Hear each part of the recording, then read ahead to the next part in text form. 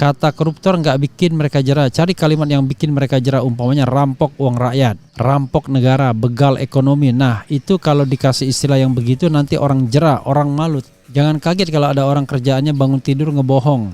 Pagi ngebohong, siang ngebohong, sore ngebohong, setiap hari ngebohong. Udah gitu jabatannya tinggi tapi bohong melulu. Enggak apa-apa, kasih gelar si raja bohong ya. Penting bagi kita untuk mendengarkan apa sesungguhnya perspektif Habib Rizik dalam konteks tertentu ya. Seperti si raja bohong misalnya. Imajinasi kita tahu siapa yang dimaksud, tetapi kita tidak boleh mention the name specifically.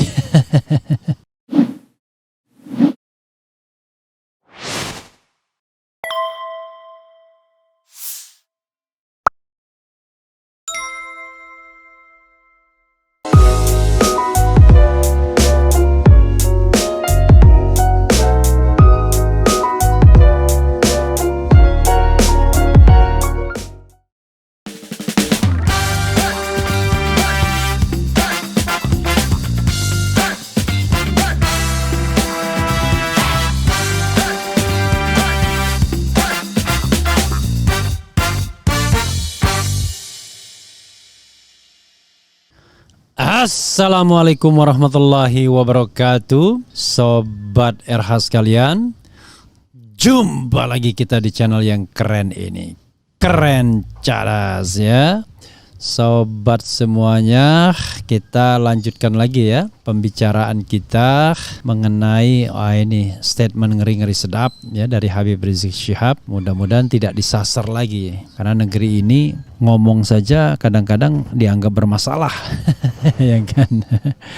Kita negeri yang ngeri-ngeri sedap ya, ngomong bisa dipermasalahkan. Padahal kalau kita mengaku sebagai negeri demokratis ya harusnya tidak ada orang yang dipidanakan hanya karena ngomong. Jadi gimana dong? Ya kalau seandainya ada orang yang tersinggung karena omongan, ya lakukan saja gugatan perdata. Misalnya kan begitu ya. Jadi sehingga kita punya sebuah mekanisme hukum yang tidak sebentar-sebentar memborgol orang. Tidak sebentar-sebentar memborgol orang. Kan kira-kira begitu. Jadi sahabat RH sekalian, coba kita bacakan apa yang disampaikan oleh Habib Rizik Syihab ya.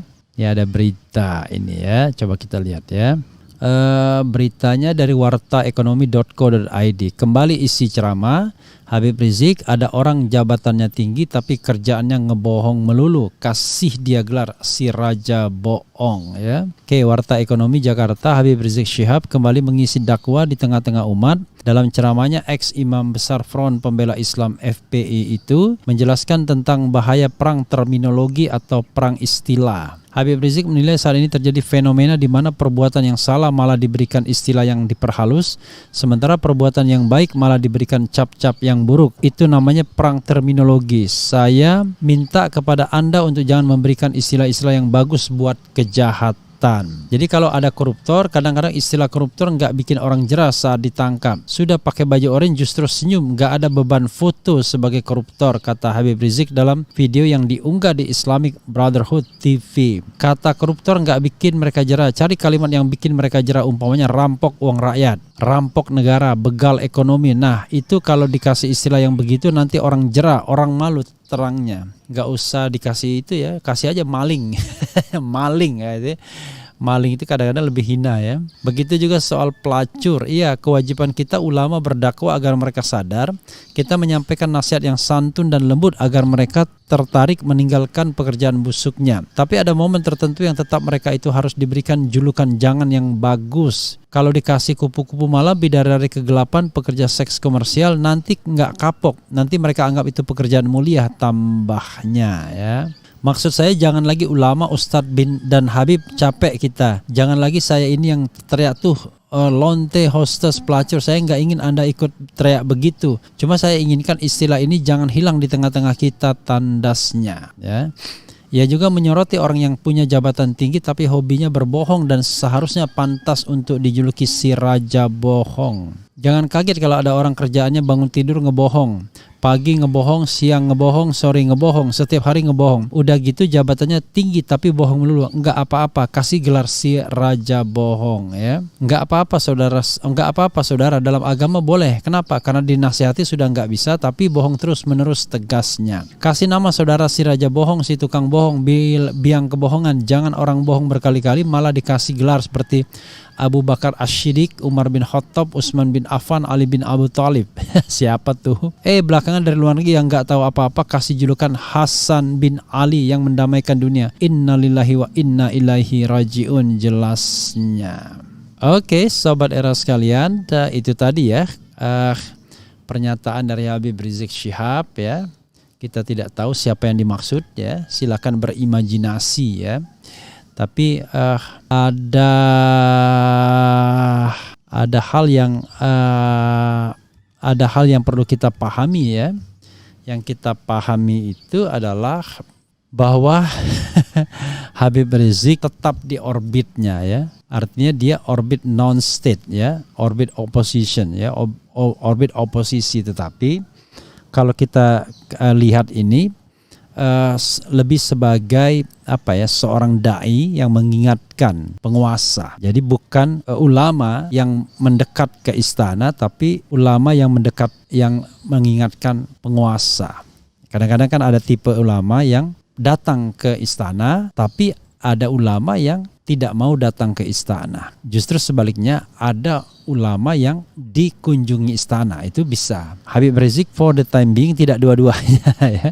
Tidak datang ke istana dan tidak dikunjungi istana ya. Jadi dia betul-betul menjadi seorang penceramah ya, seorang pemimpin umat yang berada di luar mainstream kekuasaan istana. Nah, karena itu penting bagi kita untuk mendengarkan apa sesungguhnya perspektif Habib Rizik dalam konteks tertentu ya, seperti si raja bohong misalnya. Imajinasi kita tahu siapa yang dimaksud, tetapi kita tidak boleh mention the name specifically. Kira-kira begitu ya. Oke, sahabat era sekalian, coba kita lihat. Jadi sobat era sekalian, coba kita lihat ya komentar sobat era terkait dengan hal ini ya.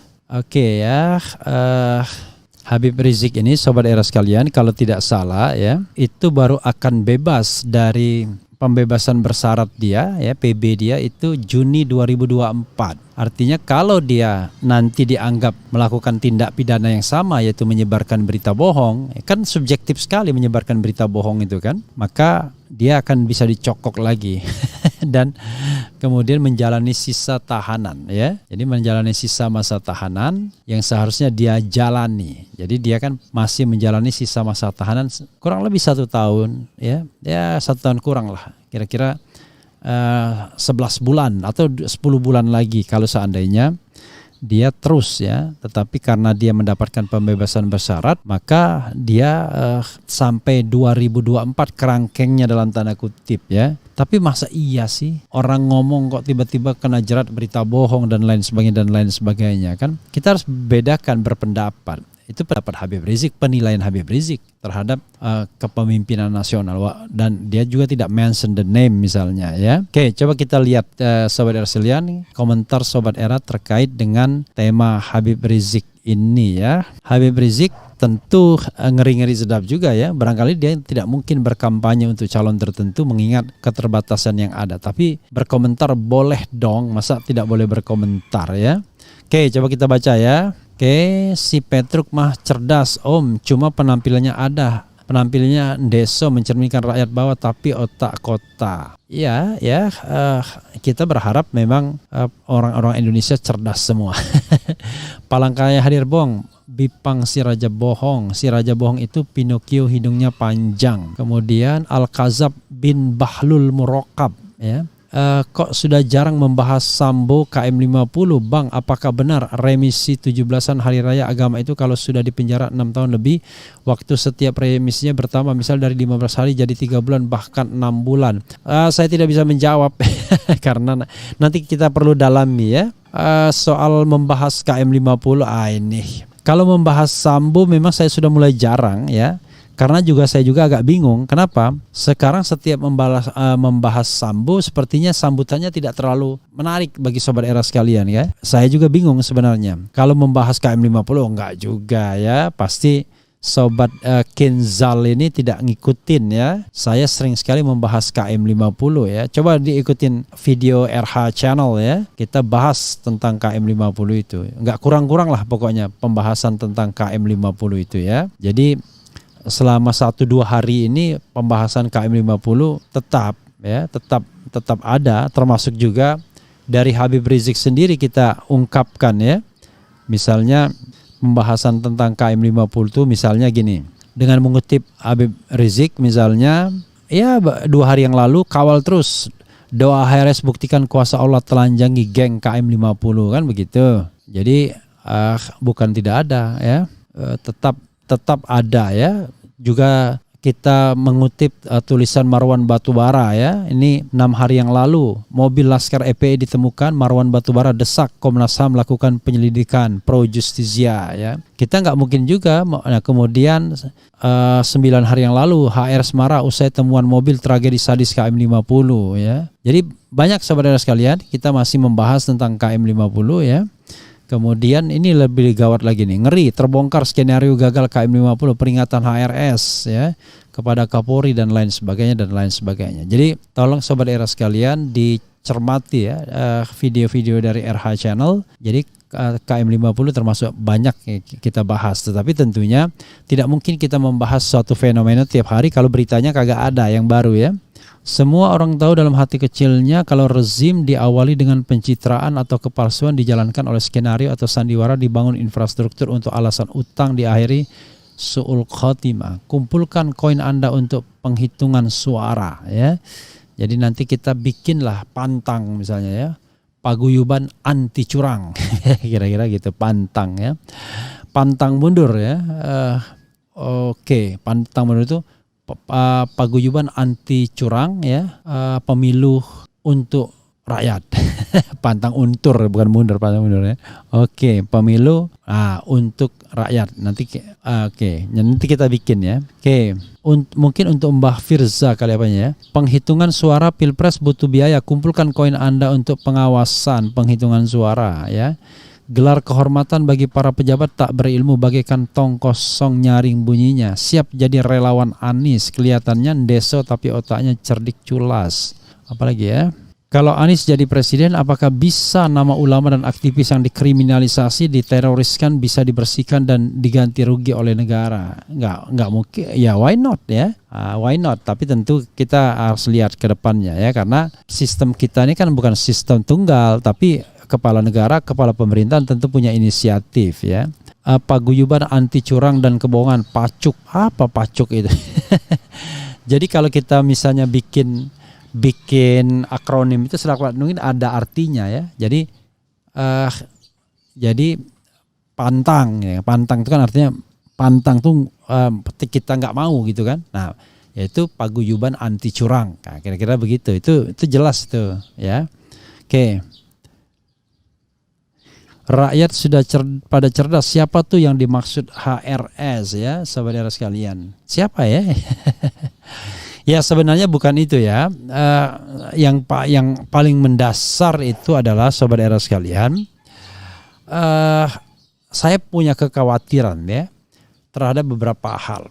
Yaitu pertama ya, betulkah mereka-mereka yang sedang berkuasa ini cinta dengan republik ini? Ya kan? Betul-betul mereka mencintai republik ini, menginginkan NKRI itu makmur, rakyat Indonesia makmur, ya kan? Itu satu. Yang kedua, khawatir juga dengan soal kedaulatan, ya, isu mengenai tenaga asing, isu kecondongan politik kita kepada China misalnya, itu kan juga mengkhawatirkan, ya. Jadi bagaimana dekatnya hubungan Presiden Jokowi dengan Xi Jinping misalnya, itu juga mengkhawatirkan. Apakah tidak ada hubungan yang sifatnya lebih ideologis, hanya pragmatis saja? Kan belum tentu juga. Karena kalau kita bicara tentang pergolakan Barat dan Timur, ya, Barat itu Amerika Serikat dan teman-teman, Timur itu Cina dan sekutunya atau koalisinya, maka kita harus pahami bahwa Indonesia mau kemana atau Indonesia mau di mana. Apakah Indonesia mampu menjalankan politik bebas aktif non-blok dan membentuk alternatif ketiga dengan kemampuan sekarang ini? Kok rasanya kita nggak kayak dulu, seperti Bung Karno membuat gerakan non-blok misalnya, atau misalnya Asia Afrika yang pernah kemudian membuat gerakan non-blok, walaupun kemudian Indonesia akhirnya terseret ke arus kiri juga dalam hubungan Jakarta, Peking, Pyongyang ya. Oke, kita lihat saja nanti ke depannya ya, saudara sekalian.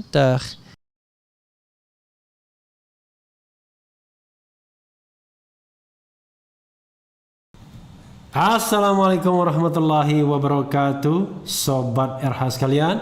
Jumpa lagi kita di channel yang keren ini. Keren cerdas, keren cerdas, keren cerdas ya. Ini ada yang trending ya, menarik untuk dibahas, soal postingan BEM soal Jokowi yang disebut sebagai the king of lip service. Di sini dikatakan UI.2, postingan BEM soal Jokowi the king of lip service langgar aturan. Luar biasa, dari mana langgar aturannya ya? Coba kita bacakan. Kira-kira Rektor UI berkeberatan nggak kalau seandainya ada Civitas Akademika UI yang terlibat dalam kampanye politik pemenangan Pilpres Presiden Jokowi? Pasti enggak. Tapi kalau terlibat pada kampanye pihak lawan, pasti diprotes ya. Sama seperti insan-insan BUMN. Kalau terlibat dalam pemenangan Jokowi 2019 tidak diapa-apakan. Tapi kalau main mata dengan kubu Prabowo pasti dipecat ya. Jadi kadang-kadang ya, melanggar aturan tidak itu sesuai dengan selera penguasa saja. Nanti coba kita lihat ya.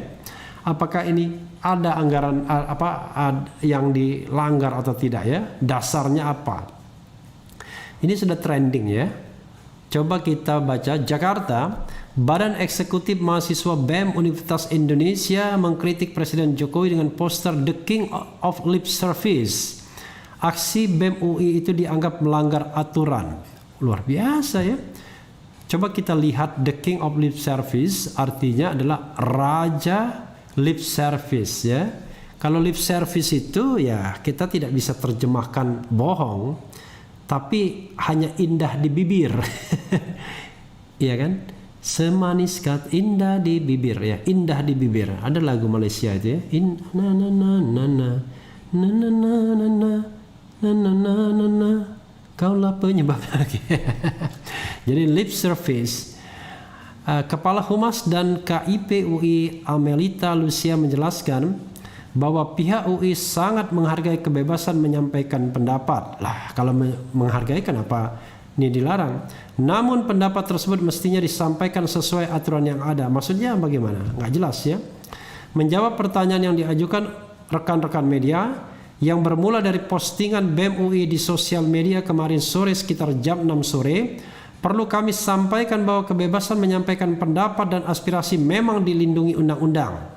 Meskipun demikian, dalam menyampaikan pendapat seyogyanya harus menaati dan sesuai koridor hukum yang berlaku, kata Amelita kepada wartawan Minggu.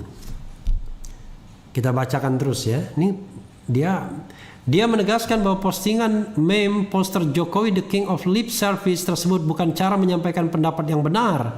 Cara tersebut dinilai melanggar aturan yang berlaku. Aturan apa ya kan? Hal yang disampaikan BEM UI dalam postingan meme bergambar Presiden Republik Indonesia yang merupakan simbol negara.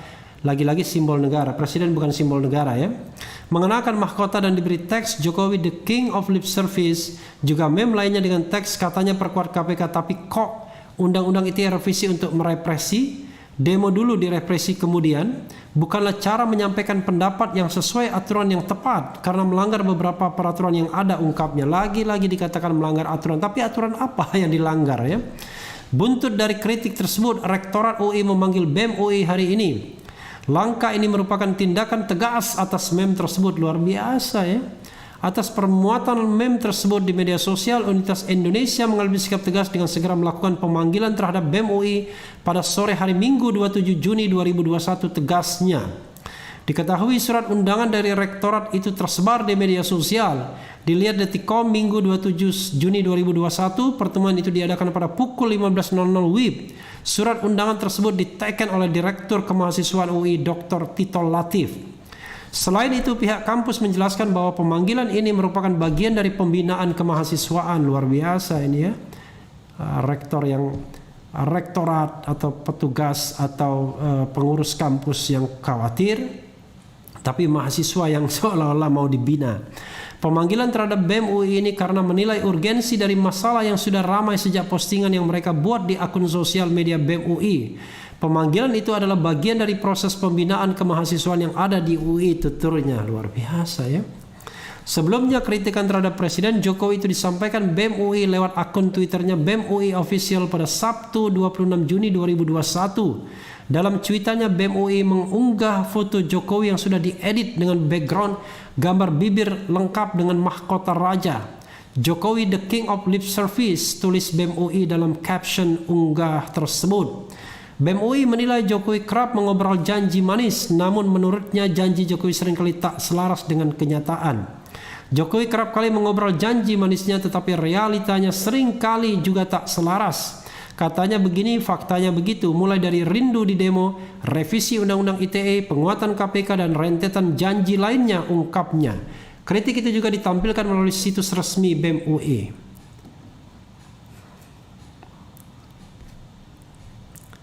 Saat dihubungi Ketua BEM UI Leon Alvinda Putra menjelaskan julukan King of Lip Service tersebut merupakan bentuk kritik terhadap Jokowi, sebab menurutnya banyak pernyataan Jokowi yang tidak sesuai kenyataan. Itu bentuk kritik kami, jadi itu Brigade UI, organisasi taktis di bawah BEM UI. Itu untuk kritik bahwa selama ini banyak pernyataan-pernyataan Presiden yang tidak sesuai realita atau pelaksanaannya. Misalnya Undang-Undang ITE. Justru Presiden menyampaikan terkait wacana revisi Undang-Undang ITE, tapi yang keluar buku pedoman SKB. Justru ditambah pasal baru yang berpotensi juga untuk kemudian menambah pasal-pasal karet Undang-Undang ITE, yaitu 45C, ujarnya. Dia juga mengungkit masalah demo. Dia mengatakan bahwa Jokowi sempat mengaku kangen di demo. Namun dia menjelaskan bahwa saat di demo ada puluhan mahasiswa yang ditangkap. Kita tahu ada pernyataan Presiden terkait demo, kita tahu ada pernyataan Presiden yang kangen di demo. Tetapi pas di demo 1 Mei, mahasiswa UI hampir 30 ditangkap, dipukuli, diseret oleh polisi. Tanggal 3 Mei juga salah satu mahasiswa UI jadi tersangka ketika jalan pulang dari aksi, tuturnya. Berangkat dari kritik-kritik tersebut, dia meminta Jokowi agar bersikap tegas. Jadi ini kami menyampaikan kritik bahwa seharusnya Presiden Jokowi tegas dengan pernyataannya, tegasnya. Juru bicara Presiden Joko Widodo, Jokowi Fajrul Rahman, turut merespons kritik tersebut. Dia menyebut segala aktivitas kemahasiswaan merupakan tanggung jawab pimpinan UI. Luar biasa ya. Segala aktivitas kemahasiswaan di Universitas Indonesia termasuk BEM UI menjadi tanggung jawab pimpinan Universitas Indonesia, kata Fajrul lewat pesan singkat Minggu 27 Juni. Maksudnya apa? Ya, maksudnya nggak jelas ya. Kalau memang tanggung jawab, ya ini merupakan apa ya? Pertama, kita harus paham ya. Jangankan mahasiswa ya, jangankan mahasiswa, masyarakat umum pun punya hak untuk mengkritik Presiden. Ya.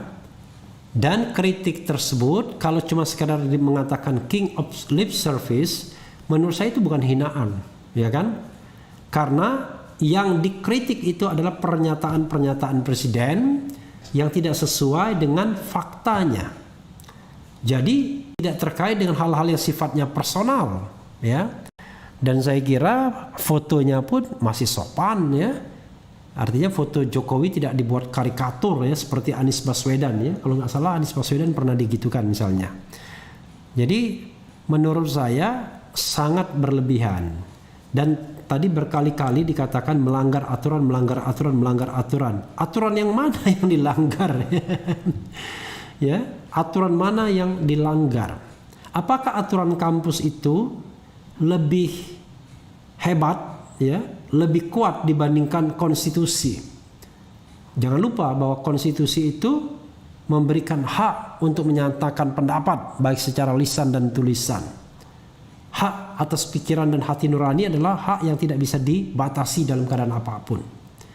Jadi mahasiswa sebagai bagian dari warga negara, bagian dari manusia, ya, memiliki hak asasi manusia, human right, untuk menyatakan sikapnya, menyampaikan pikiran dan hati nuraninya.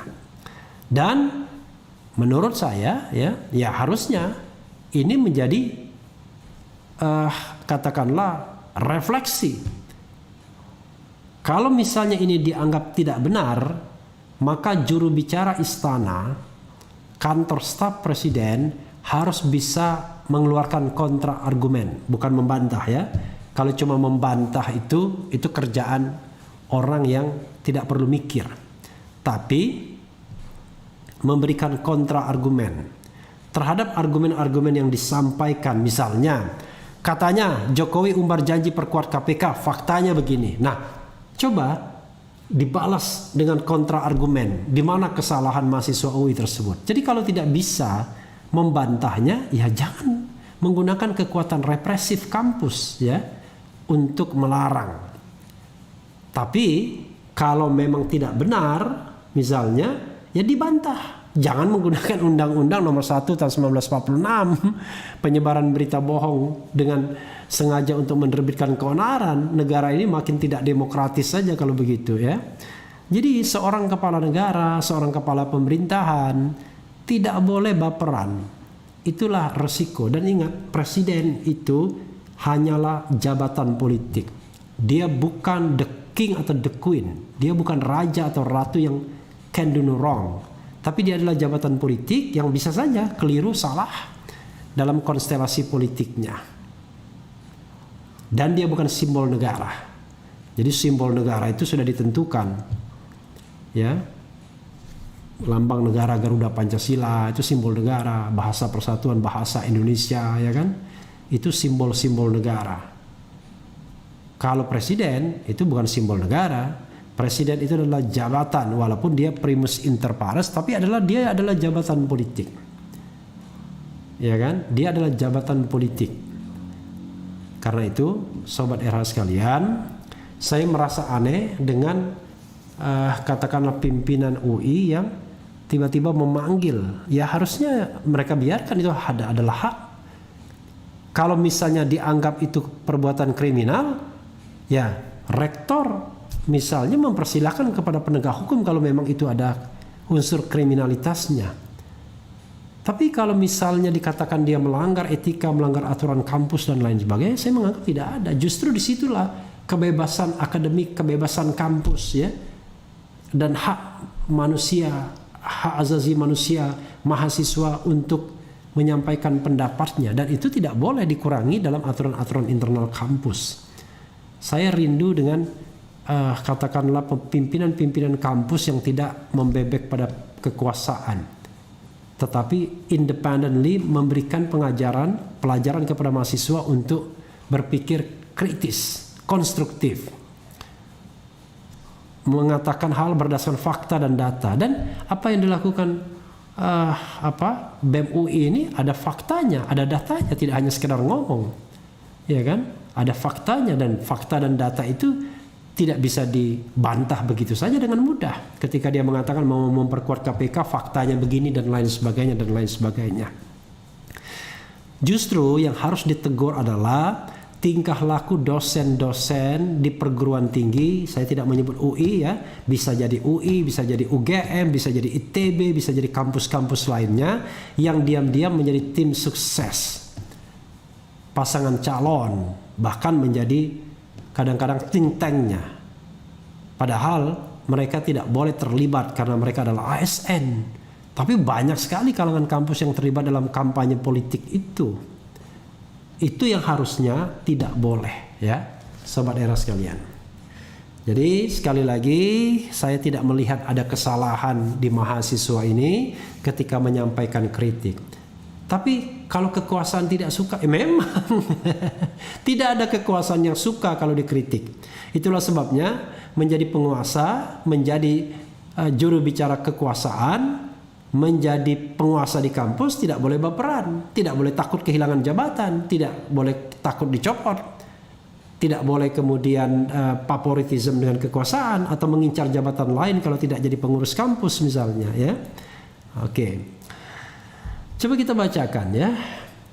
Endang Hairudin, semua orang punya hak bicara, kritik, masukan, yang penting tidak menghina, melecehkan. Selama masih demokrasi, lakukan sekeras apapun kritik demi perbaikan dan membangun. Iya, saya kira the king of lip service itu bukan hinaan. Dalam debat biasa, wah Anda hanya bisa berteori, itu kan lip service artinya. Anda hanya bisa, itu hanya lip service. Kecuali kalau mahasiswa sudah mengatakan hal-hal yang merupakan penghinaan secara direct, seperti saya pernah dikatakan monyet, dikatakan misalnya katakan anjing gitu-gitu. Nah itu menghina. Tapi itu pun saya tidak marah, ya. Bahkan saya bacakan, ya, karena saya tahu belum tentu juga manusia yang menghina itu, ya. Karena biasanya kalau manusia tidak seperti itu, ya. Hanya hewan yang suka bicara tentang hewan, bukan manusia, ya. Kemudian coba kita bacakan lagi, ya. Ini menyangkut masa depan mereka, wajar mahasiswa kritis, ya gitu. Di kampus sekarang ada mata kuliah ngejilat penguasa, oke. Tampaknya agak terpancing Burhan menanggapi persoalan ini. Wakakak terlihat dari raut wajahnya. Enggak juga. Kalau terpancing enggak juga, ya, saudara sekalian, karena sengaja saya bersemangat, ya, biar jangan ngantuk karena sudah jam 12 malam ini. Karena semangat itu tidak gampang, ya, untuk ketika bicara kita bersemangat itu kan memberikan energi kepada sobat RH sekalian, ya. Rezim saat ini sudah tidak mempan dikritik Bung Refli. Refli nama saya, bukan Rafli, ya. Kalau kata pepatah, kritik itu masuk di telinga kanan, keluar dari telinga kiri, sungguh kejam. Iya, kalau tidak mempan dikritik is okay, ya. Itu satu soal. Tapi Anda tidak boleh meredam kritik dengan kekuatan koersif, ya. Jadi hak mahasiswa adalah mengkritik. Perkara kritiknya tidak didengarkan oleh penguasa itu soal lain. Yang tidak boleh adalah sudah tidak didengarkan, mahasiswanya direpresi pula, ya. Mudah-mudahan tidak begitu, ya. Mudah-mudahan tetap ada ruang kebebasan di kampus manapun di Republik Indonesia ini, dan kampus tetap menjadi pusat-pusat kewarasan dan akal sehat. Waras dan akal sehat itu itu khas Rocky Gerung, ya. Jangan lupa, ya, nanti saksikan secangkir opini, kita undang lagi Rocky Gerung bicara mengenai vonis AHRS, momentum politik Islam dan oposisi, tanda tanya, ya. Begitu saja saudara sekalian. Yang penting tetap di channel ini, karena di channel ini Anda akan dirayu, ditipu, dibaperin, dicecar, diuber pula di jalan khusus. Karena channel ini adalah channel yang mengancam, memeras, dan membenci. Jangan lupa subscribe, like, comment, and share. Ciao.